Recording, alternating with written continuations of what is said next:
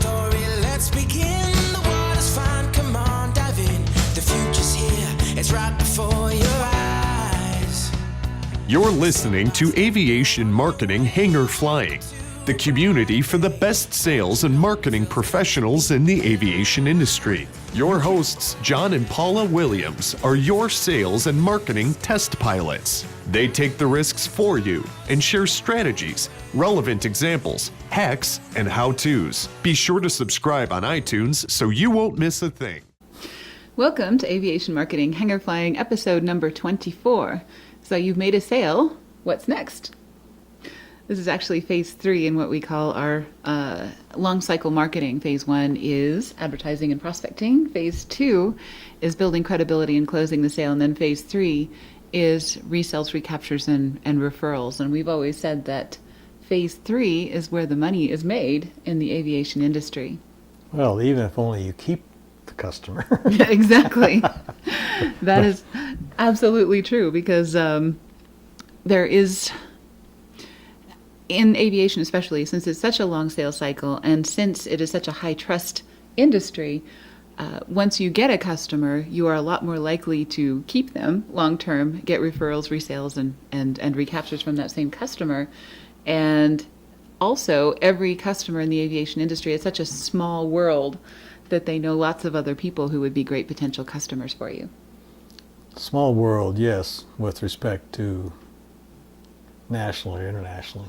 There's a lot of customers out there, but it's small. They all know each other. Or they know somebody that knows somebody that knows them. Exactly, right. So it's really important not just to make a sale. You know, if you're in retail or something like that, you could get away with selling a shoddy product because, or at least you're more likely to get away with selling a shoddy product because there's such a large potential audience for you. In aviation, a lot of our customers have very specific products where their universe of customers is pretty small.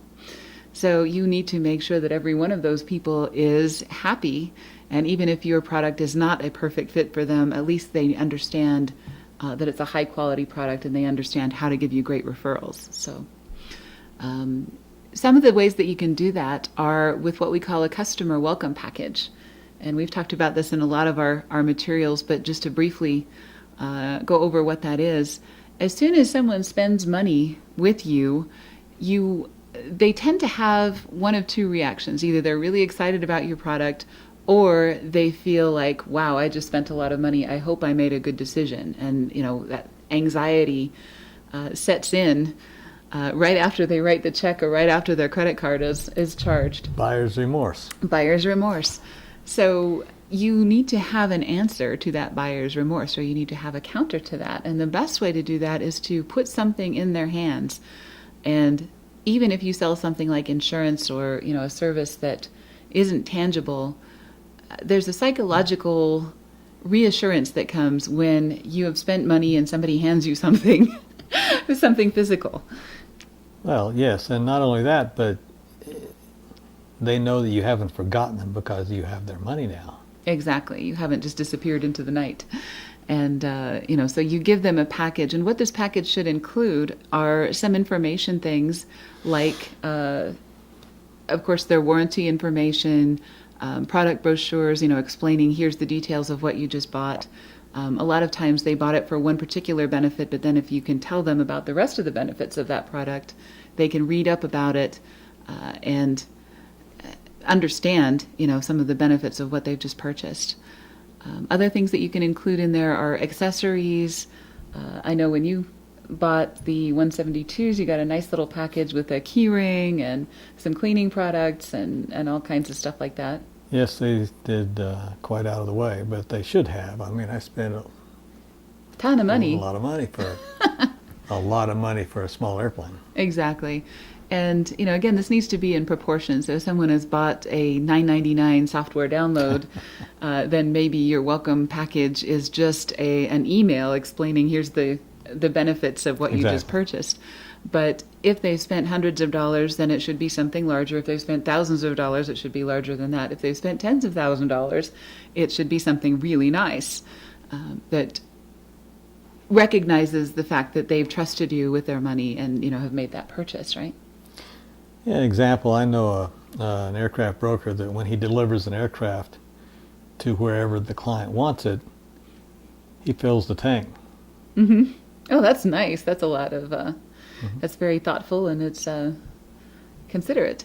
So you do want to put some thought into that. What are people going to need so that they can immediately use your product? And, you know, the obvious answer to that, if you've ever opened a package on Christmas morning and it not having batteries in it.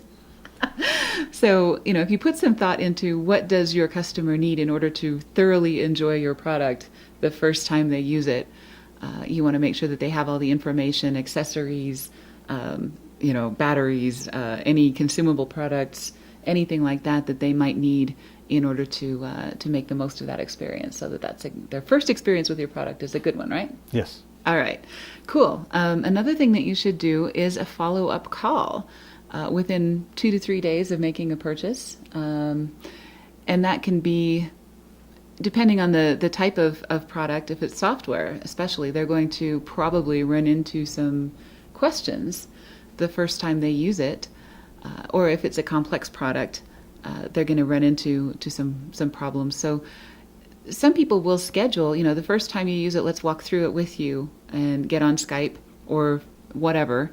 And if it's like an aircraft component, you may want to do this over Skype or GoToMeeting on your iPhone and say, you know, show me what you're doing when you install this product, and I'll talk you through it. So once again, you're making their first experience with your product a good one. And there's the technology available to do that really well nowadays. Yes. Right. And if they do it wrong, if they use your product wrong, they are not going to blame it on themselves. They're going to blame it on you, right? Every time. Every time. Okay, so those service follow-up calls, you can schedule those when you draw up the paperwork for the purchase process, and say, you know, when do you expect to install this or use it for the first time? Let's set up a go-to-meeting with our service tech, make sure that everything goes well, and answer your questions right away so that you don't get frustrated and tell everybody how awful our product is when you're actually putting it in backwards or whatever the situation is. Okay. Another thing you can do is a customer satisfaction survey. It's an easy way to capture problems quickly right after the purchase, and also solicit some information about how your sales guys did, and see how that sales process went for them. Was it too much information, too little information? Did we drive you crazy? You know, did they explain the product appropriately at different stages of the sales process, and so on? Just don't overdo it. Right. You don't like filling out surveys. I don't mind a survey once in a while, but when you get one every other day, that's not a good thing. Oh, yeah, totally. And but right after you've made a purchase, is that a time when you'd be... Sure, that's fine. Well, not right after. Give me some time to find out if the product's what I thought it was going to be. Okay. But then don't send me one every other week for the rest of the month. Totally understand. Okay, That so happens. That's true. From name brand companies. Yeah, they've gotten really survey happy in the last few months, I would say. A lot of companies have gotten really over the top with their surveys.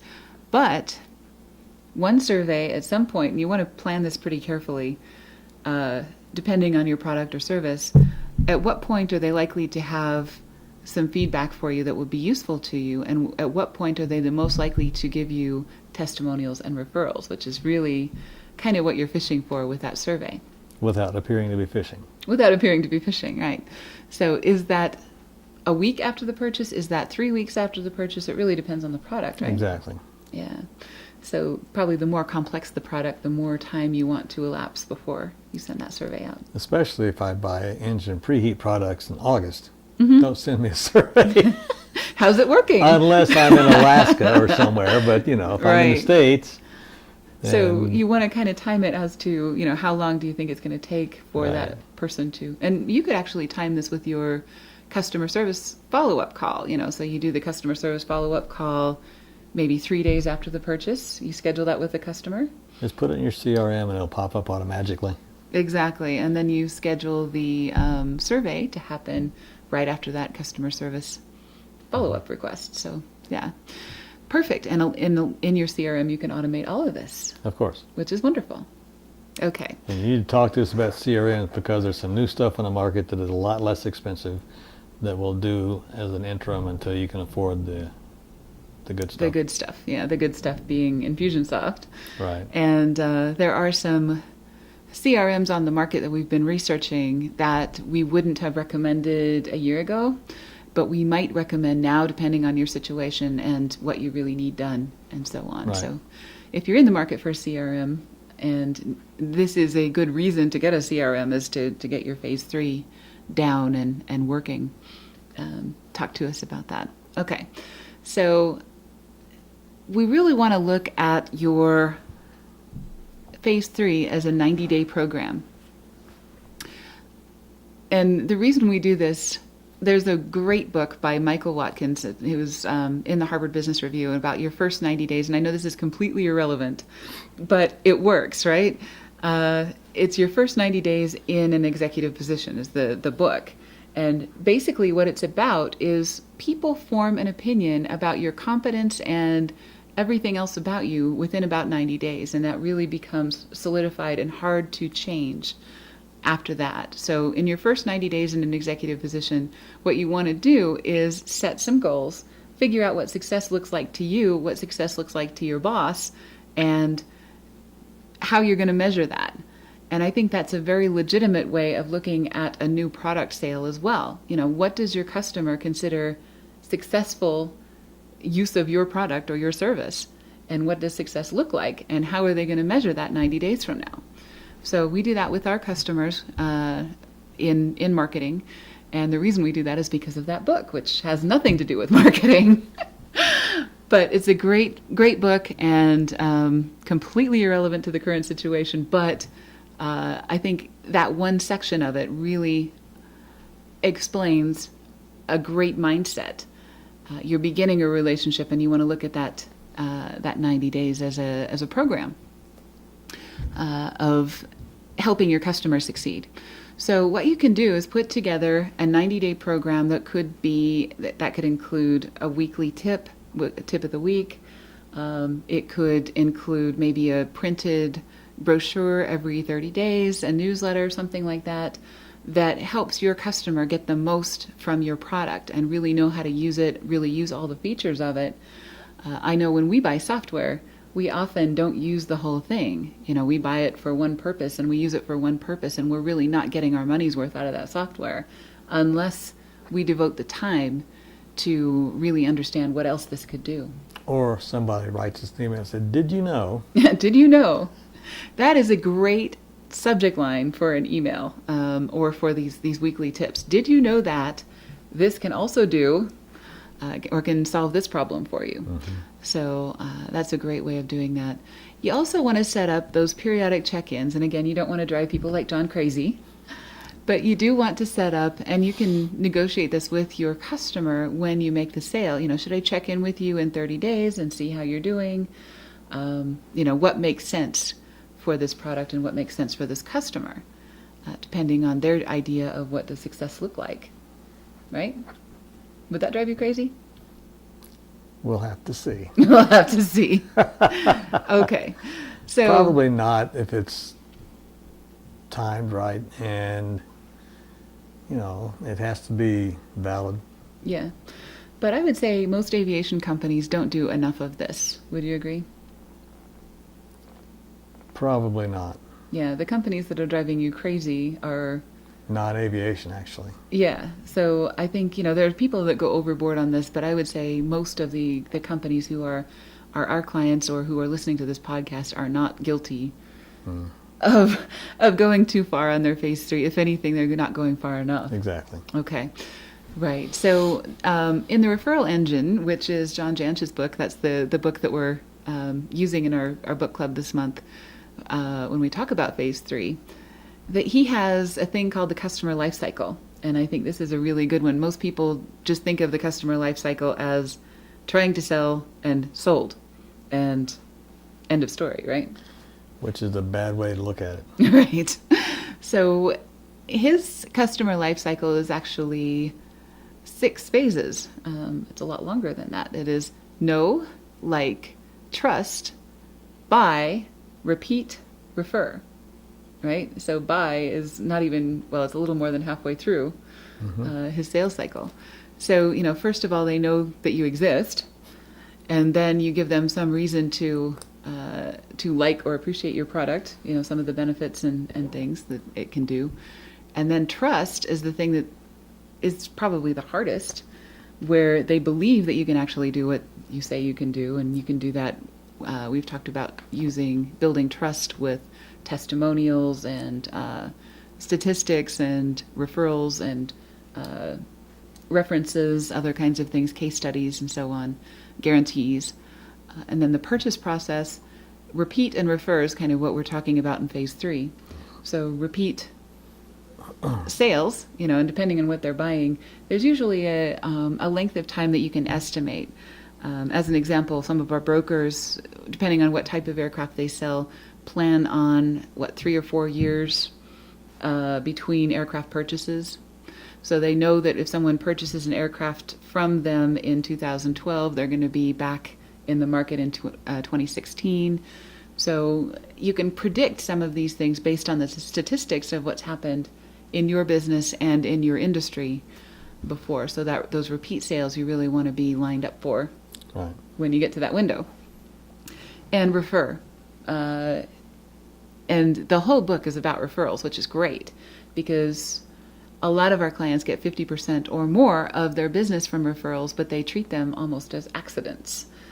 You really want to make sure that you've got a program in place to incentivize those referrals, treat them really well, make sure that everybody is really secure with the process and feels good about giving you referrals and knows that you're going to not embarrass them by doing something inappropriate with the people that they refer, or disappointing the people that they refer most specifically, right? Yes. So what does it take to get you to refer somebody to a company? I know you refer a lot to some companies. What is it about them? Mostly with me, it's just bumping into the right individual and I already have knowledge of a product set that they would be interested in. Right, exactly. And particularly if I've used it. Mm-hmm. Yeah, I don't think you've ever recommended something that you haven't used. No, not. I can tell them I haven't used it. It looks like it sounds good, but you don't know.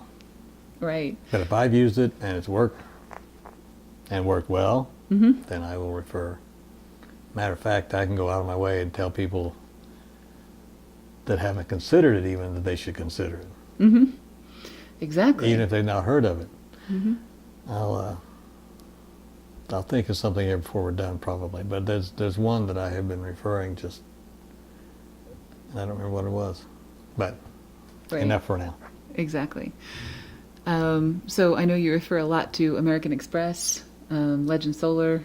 I can't think of anybody in aviation, but what is it about those companies that make you comfortable telling people about them? Well, they back up what they say. So a good guarantee that they actually... They go beyond that. Mm-hmm. And in a lot of cases on American Express, you don't even have to call them and they'll take care of possible fraud on the card and call you instead. Legend Solar, if you have a hint of an issue, one phone call, and if they can't figure it out, they'll have somebody out within a day or so. Exactly. And I think that's actually a really good kind of an object lesson is Legend Solar installed some solar panels on our house and they weren't working properly. So, it was an imperfect first experience, but they came out and fixed it and made you happy. Well, they have software they actually monitor the functionality of each panel 24 hours a day. So when something's not up to speed, and then they analyze, because they predict how much you should produce over a year's time, and they'll analyze it along the way, and if you don't, they'll either come out and add more panels or refund some money. Exactly. And so, it was an imperfect first experience, but they fixed it. So, a lot of people think, well, if I screw up with a customer, then forget the whole idea. Yeah. I'm not going to use them as a referral source. Not true. You can turn that around. And in fact, it's almost more impressive if you've turned things around and they have a good experience with making things right. Yes. So some of the people that that don't go perfectly, some of our customers that have been the hardest to please have turned out to be our best referral sources because we didn't give up on them and we made things work under circumstances that were less than ideal. So I think that is a great takeaway as well. So key takeaways from this episode: have a customer welcome package of some kind, even if you have a digital product. Use a digital customer welcome package. But something tangible almost always works better, depending on what you're selling. Have a 90-day program that includes things like service follow-up calls, surveys, testimonial requests, referral requests, tip of the week, tip of the month, periodic check-ins, things like that. And, just plan those first 90 days to have some definition of success and make sure that you meet that and make sure that your customer knows that you meet that and has the same idea of what that is and agrees to what that should be. So if you do all of those things, you're really going to be a lot more profitable because, as we said, most of the money in aviation is in phase 3 because most of our customers either have been customers in the past or were referred by customers we had before. So small world. Take advantage of the small world, right? Of course. Of course. So have a great week, and we'll see you next time. Yeah.